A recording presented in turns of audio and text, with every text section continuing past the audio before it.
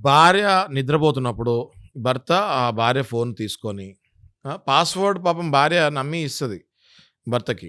Password ఇంకోటి నాగరాజు గారు నేను చెప్తా మర్చిపోయాను. పాస్వర్డ్ మళ్ళీ అన్నోన్ పాస్వర్డ్స్ పెట్టుకోకూడదు ఎవరు. పెట్టుకుంటే మళ్ళీ అనుమానం అనమాట.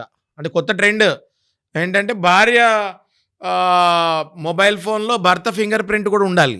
భర్త మొబైల్ ఫోన్‌లో భార్య ఫింగర్ ప్రింట్ కూడా ఉండాలి. అంటే లేదంటే ఫేస్ ఐడీ.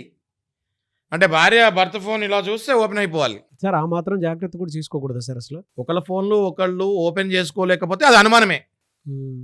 అంటే కర్మగాలి పాస్వర్డ్ ఎక్స్‌పైర్ అయిపోతుందో, లేకపోతే పాస్వర్డ్ ఎవరికైనా వేరే వాళ్ళకి కూడా తెలిసిందని ఆ భార్య గనక పాస్వర్డ్ చేంజ్ చేసుకుంటే, ఈ భర్త రెగ్యులర్‌గా ఆ ఫోన్ తీసుకొని కొట్టి పాస్వర్డ్ చేంజ్ అయిందని తెలిస్తే 100% ఈ భర్తకు ఆ భార్య మీద డౌట్ వచ్చేస్తది. అలాంటి సొసైటీలో, అలాంటి సందర్భాల్లో ఇప్పుడు మనం ఉన్నాం. మరెలా సార్? అంటే లీగల్‌గా చూసుకుంటే ఏది తప్పు, ఏది తప్పు కాదు? చూడండి ఎప్పుడైతే ఒకళ్ళ ఫోన్ ఒకళ్ళు భార్య అయినా, భర్త అయినా అండి నాగరాజు గారు, they will have their privacy. They will have their independent life, their individual rights.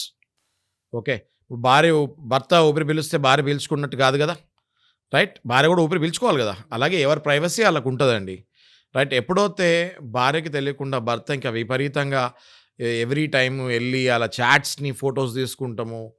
ఈమె ఫోటోస్ ఎవరితో వాళ్ళ ఫ్రెండ్స్‌తో దిగుతుందో అది ఫార్వర్డ్ చేపించుకుంటాము. మెసేజ్‌లో ప్రతి మెసేజ్‌కి ఎళ్లి దాన్ని కెలుకుతాము. దాన్ని మళ్ళీ ఫోటోలు తీసుకుంటాము.